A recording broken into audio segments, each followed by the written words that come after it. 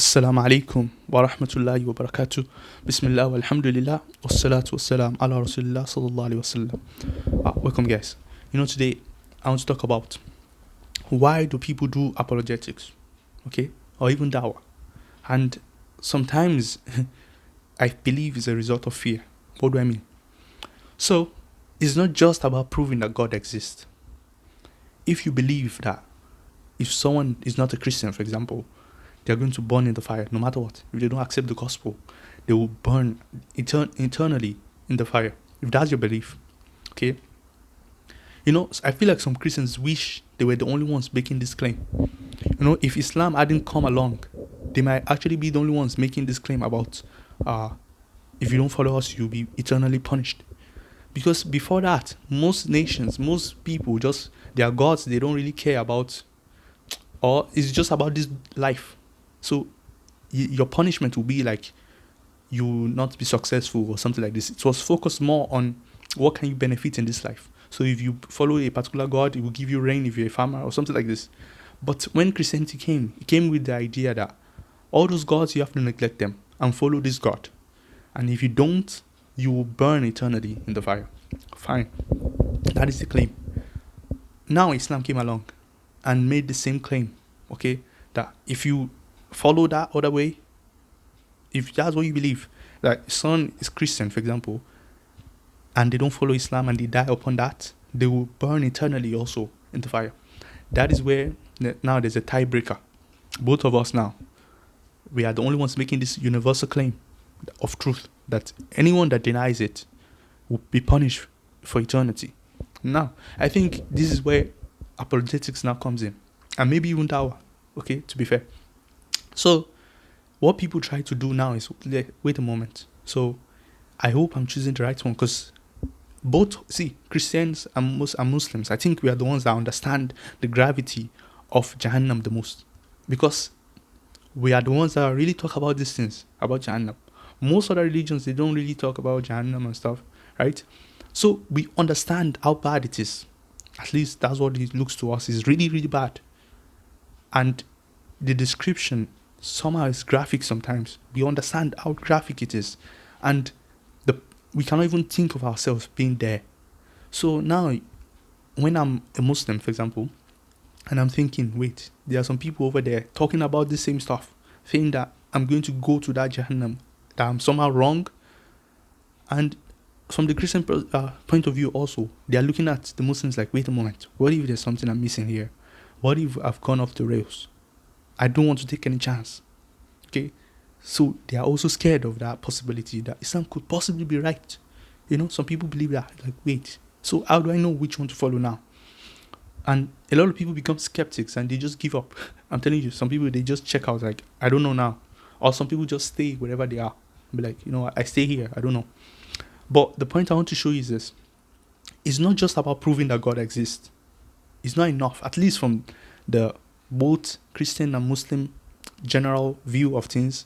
It's not just that you believe God exists and you go to Jannah. No, you have to follow. You have to believe in the gospel for the Christians, and in Islam, you have to follow Islam. If you don't follow the Prophet ﷺ and his teachings and everything like that, and you don't reject all those views that you believe about Isa ibn Maryam and all those things, you will still go to Jahannam. Okay, so the point now is this. That is where Dawah comes in, to just let us ram in our position that this is the correct one. Let us shout at the top of our voice until we are certain that what we believe is the truth. Because, of course, everyone believes they have the truth, but when someone else is talking, when someone brings his own evidence, then you start questioning what you have also. Like, wait a moment, what if I'm wrong? And it's a human feeling like, I could possibly be wrong. Because, the theory of guidance, that, okay, I was guided to this way. The Christians also use that same language. If you're a Muslim, they use that language that God has guided me here, and they feel like God is guiding them. Okay, that God is actually guiding them, and anytime they think about Islam, it's somehow the Satan or Shaitan trying to sway them away. So that's what some people believe, and they're scared and they freeze. Like, even though some of these things might be making sense to them, they'll be like, I'm not gonna leave. Okay, so they would rather listen to maybe a Christian say some things about those same issues than a Muslim sometimes, because they still believe in they feel somehow safe within their own circles. Okay, so the apologists. Now, this is the problem I have with this. You know, the Pascal's wager that you use for the atheists. The Pascal's wager, like, see, you are saying God does not exist. Me, I believe God exists. Okay, so now, if God truly exists, I have everything to benefit.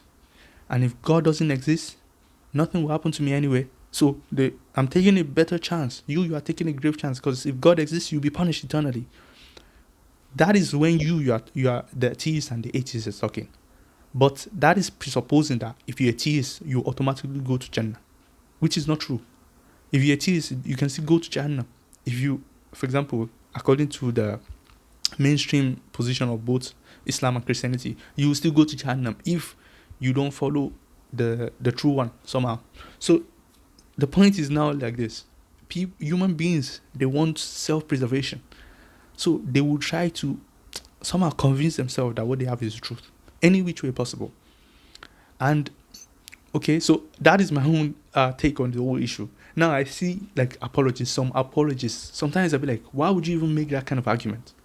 Why would you say Islam is not moral? Or some of these things, while you have the Old Testament. I'll be like, wait a moment, guys. Do you really believe there's objective morality? They say, oh yeah, objective morality. What is objective morality? Whatever God says, divine command theory. That's exactly what the Muslims, they say, divine command theory too. Whatever God says, the Old Testament, all those things that happened in there, you justify it by divine command theory. You don't say, it doesn't make sense, therefore I don't follow it.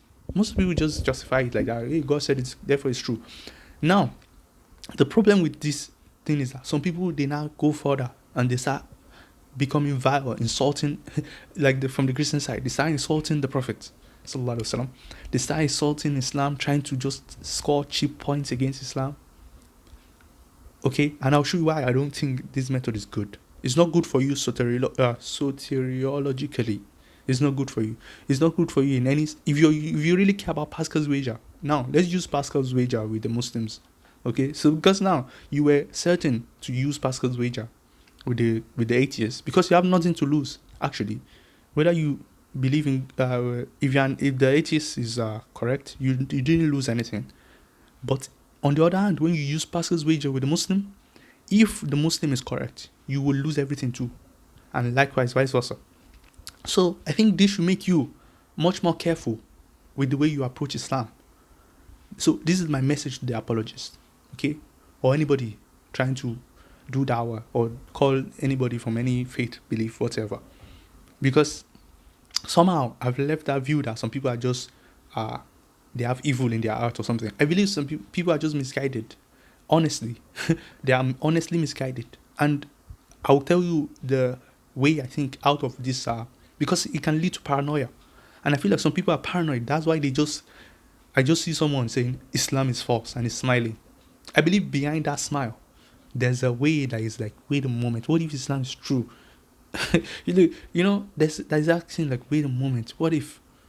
But I need to smile and say, you know what, it's false. Of course it's false. Because why would I accommodate if it was true? That means I will be punished.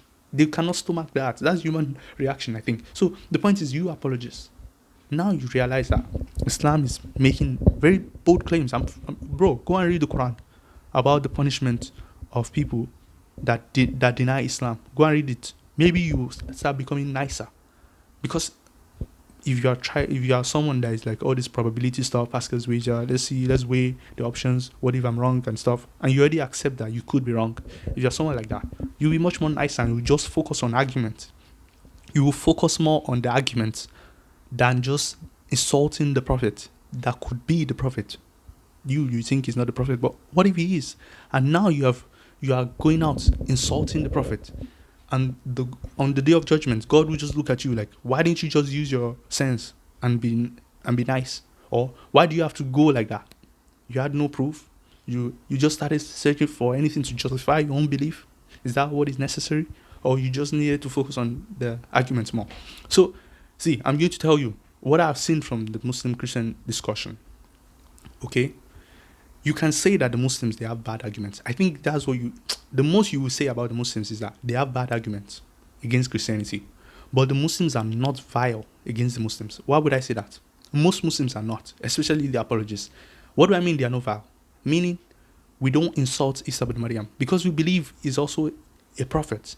So we don't insult Isa ibn Maryam. We don't insult the figures of the religion like that, because actually in the Quran it says don't. What we try to do is make arguments. You can say the arguments are bad, but most of the time we don't do that. But you guys, on the other hand, you insult our prophet, you insult our figures, you even insult God by saying that Allah is not God's name, or all this kind of nonsense arguments that, hey, how can you say Allah is not Yahweh, all this stuff. And you talk to the Jews and the Jews will be like, what do you mean Allah is not Yahweh? God is God, man. Right? And I notice like this always occurs when a new religion comes. So the Jews have no respect for Christianity. The Jews will be like, what is Christianity? Who is Jesus? May Allah be pleased with him. They'll say, who is this? They don't care, because they believe they have the truth. You guys came, and you cannot insult their own prophets. You cannot insult Musa alayhi salam. You cannot insult Moses and all the prophets before. You have to respect them. You have to revere even the Old Testament. Even though some of these things you disagree, you believe they have been nullified, you still have to respect it and say that this is authentic. So the Jews they have the vantage point over you. You cannot just throw them away. You have to hold on to their tradition somehow. But when you now see Islam, you think, hey, this is a new thing, the same thing. Then you start bashing Islam, and you believe the Jews are wrong, and we believe you are wrong too. But we cannot insult you, right? So I think all I'm trying to say in this video is that this is the message to people that call to religion. Try to find out, why are you even doing this? Why are you in this business? Okay, no problem if you're trying to justify your own belief, but let's make it on argument's sake, on the basis of argument and logical proofs, not on emotional scoring cheap points, insulting, being vile against people's figures that they respect, and going into the tradition that if we were to do the same to you. To me, don't even make moral arguments. Let me just tell you one thing. Don't make moral arguments. Because how can a Christian be making moral arguments? I don't think you should. Focus on the arguments like about God, about what's it called? The concept of God. I think that's what we should all discuss. Let's just discuss about concept of God. That's all. And you see me on my channel. Most of the things I talk about Trinity, incarnation, possibility, is it logically possible? All these things. I don't talk about what happened in the Old Testament. I don't talk about if this is moral or not. Most of the time I don't talk about these things because I know that you could actually use that same argument on me. I think this video is already becoming too long. But what I'm trying to say is that imagine a Christian making moral argument on the Muslim while he has the Old Testament, and he believes that Jesus is part of the Holy Trinity that commanded those things in the Old Testament. And when you face the atheist, you appeal to divine command theory. Why couldn't the Muslims just do the same? If you understand the argument, you will never make any moral argument anymore. I think you will just be like, you know what? If Islam is true, then all these things I'm saying is nonsense. So why would you expect the Muslim to feel sympathy for what you're saying? We'll just be like, yeah, God said it, right? If God said it and we must believe it, so we will believe it too, just like you. You believe all those things in the Old Testament, right? So I think there needs to be calmness in this issue and realize that maybe you could be wrong, but maybe you should stay humble and try to be honest as much as possible and try to open your heart to God. Like, God, I'm trying my best here to use my reason. Objectively, I'm trying. Maybe that's the way to go. And that's all I have to say in this video. So see you guys later. Let me see what you think. Wassalamu alaikum wa rahmatullahi wa barakatuh.